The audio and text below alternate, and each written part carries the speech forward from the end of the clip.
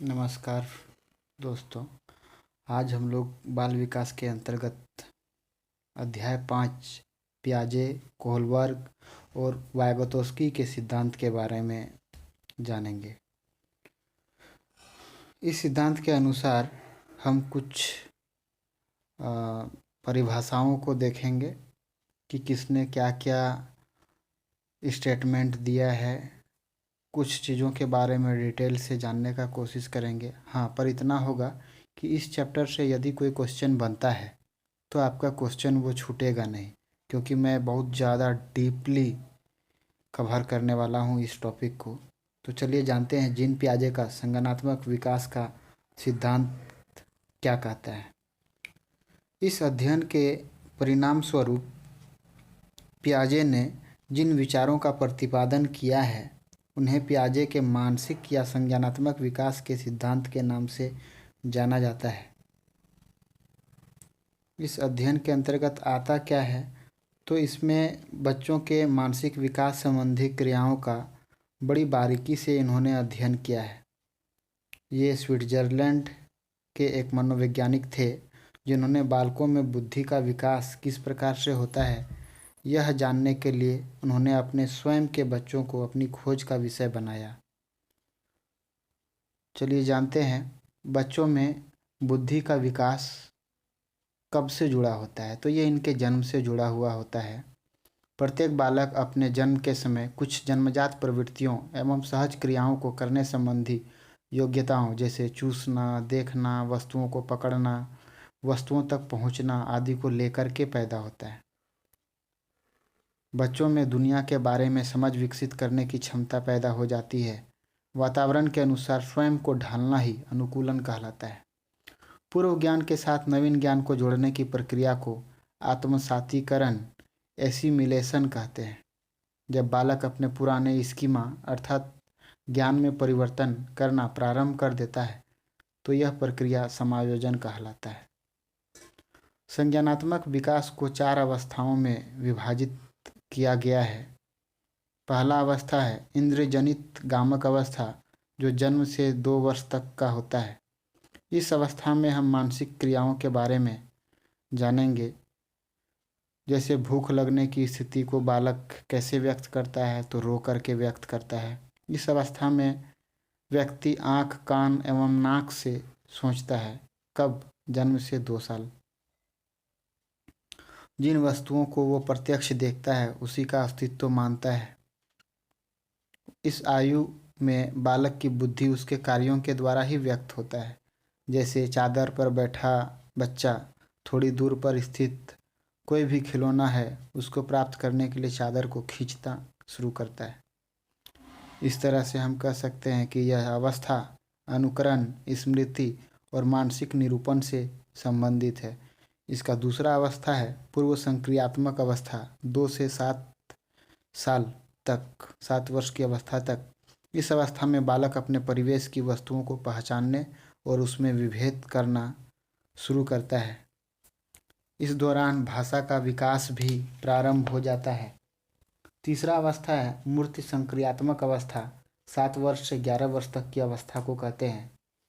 इसमें बालक में वस्तुओं को पहचानने इस अवस्था में बच्चों का चिंतन क्रमबद्ध और तर्कसंगत होना प्रारंभ कर देता है। बालक विश्वास करने लगता है तथा उसके लंबाई, भार आदि में चिंतन करना शुरू करता है। भाषा का पूर्ण विकास बालक किसी पूर्व और उसके अंश के संबंध में तर्क कर सकता है। बालक अपने पर्यावरण के साथ अनुकूलन करने के लिए अनेक नियमों को सीखता चला जाता है। चौथा अवस्था है औपचारिक और अमूर्त संक्रियात्मक अवस्था। यह अवस्था 11 साल से आगे की अवस्था है। कहाँ तक? प्रौढ़ावस्था तक है।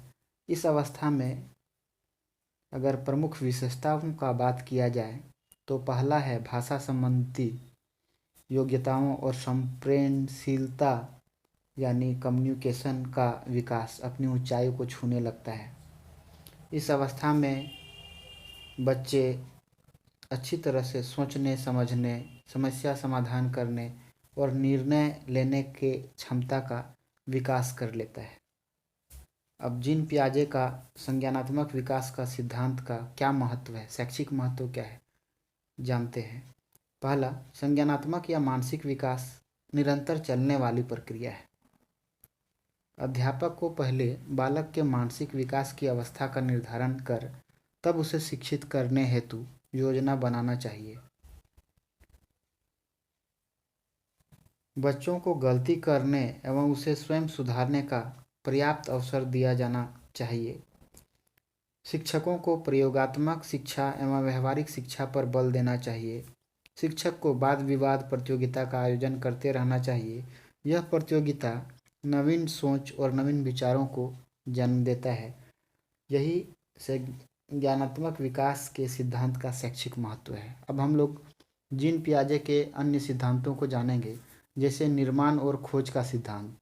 इस सिद्धांत के अनुसार अगर देखा जाए तो कहा जाता है, बच्चे उन व्यवहारों और विचारों की समय समय पर खोज और निर्माण करता है जिन व्यवहारों और विचारों का उन्होंने कभी पहले प्रत्यक्ष नहीं किया होता है।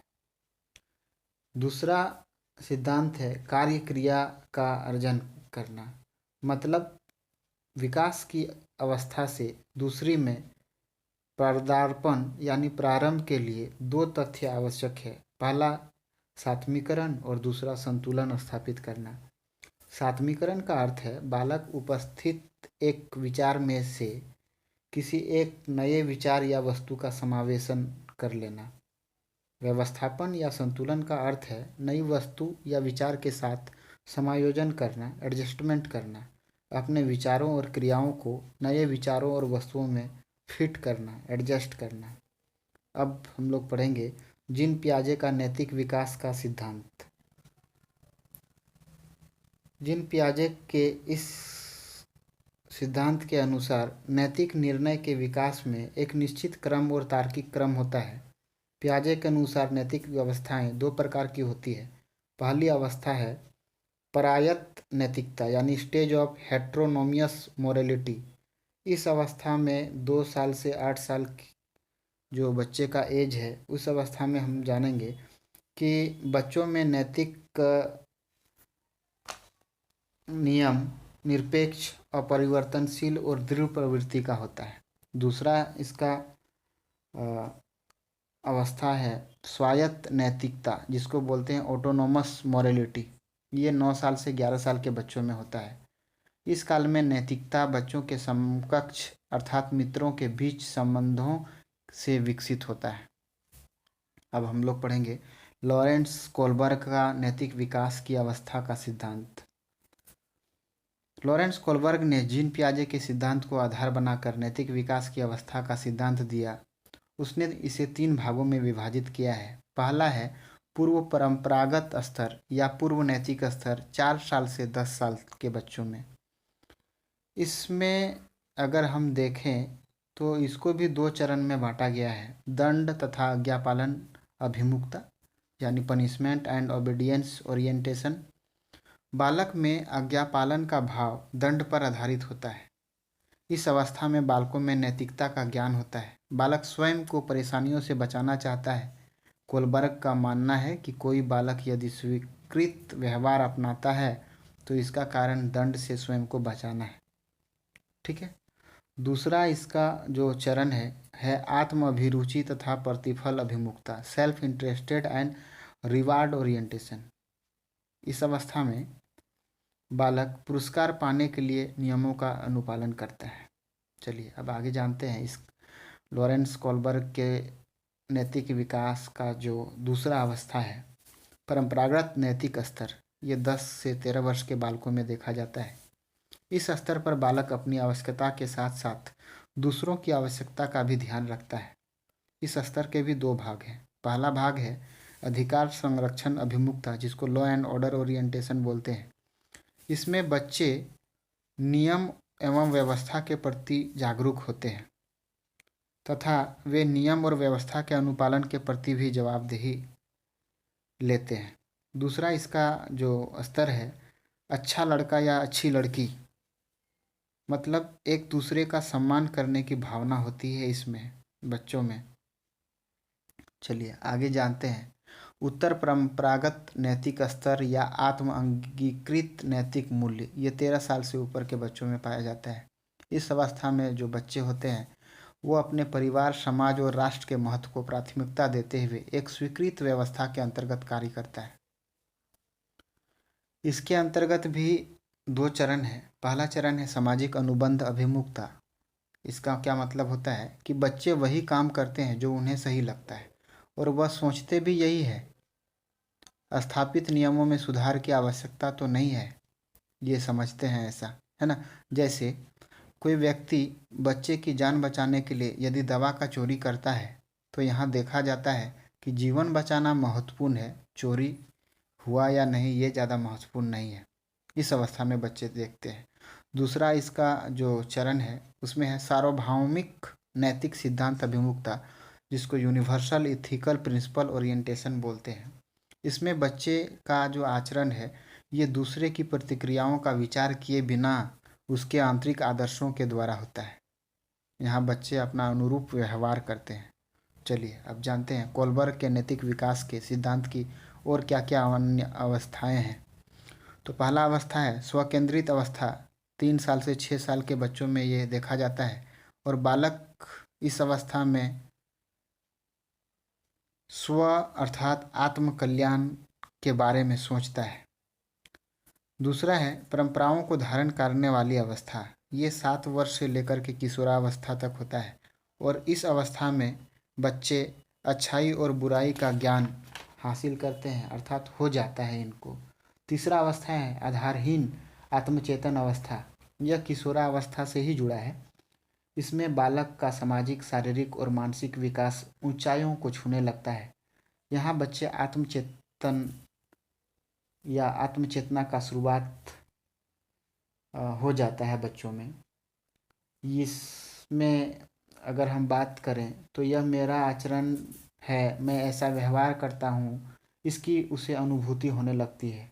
अपने व्यवहार, आचरण और व्यक्तित्व संबंधी गुणों का स्वयं ही आलोचना करने की प्रवृत्ति पनपने लगता है। चौथा है आधारयुक्त आत्मचेतना अवस्था। यह नैतिक या चारित्रिक विकास का चरम अवस्था है, एक्सट्रीम पोजीशन है। भली भांति परिपक्वता ग्रहण करने के बाद ही इस प्रकार का विकास संभव हो पाता है। आगे हम लोग जानेंगे वाइगोत्स्की की सामाजिक विकास का सिद्धांत क्या कहता है। ये सोवियत रूस के मनोवैज्ञानिक लेव वाइगोत्स्की ने बालक में सामाजिक विकास से संबंधित एक सिद्धांत का प्रतिपादन किया था। इस सिद्धांत में उन्होंने बताया है कि बालक के हर प्रकार के विकास में उसके समाज का विशेष योगदान होता है। समाज में उसे जिस प्रकार की सुविधाएं उपलब्ध होगा उसका विकास भी उसी प्रकार से होगा। उनका सामाजिक दायरा बहुत विस्तृत बनता चला जाता है। अधिकांश बच्चे बाल्यावस्था में प्रवेश करने के साथ साथ ही विद्यालय जाना प्रारंभ कर देता है। वाइगोत्स्की के समीपस्थ विकास का सिद्धांत के अनुसार बच्चा किसी समस्या के समाधान के लिए किसी वयस्क या साथी के मार्गदर्शन की उपस्थिति में कार्य करता है तो वह प्रक्रिया स्कॉफ होल्डिंग कहलाती है। इसका मतलब प्रक्रिया सहारा देना कहलाती है। यह जो प्रक्रिया है सहारा देना कहलाती है। धन्यवाद दोस्तों। इस तरह से हमारा ये 5वां अध्याय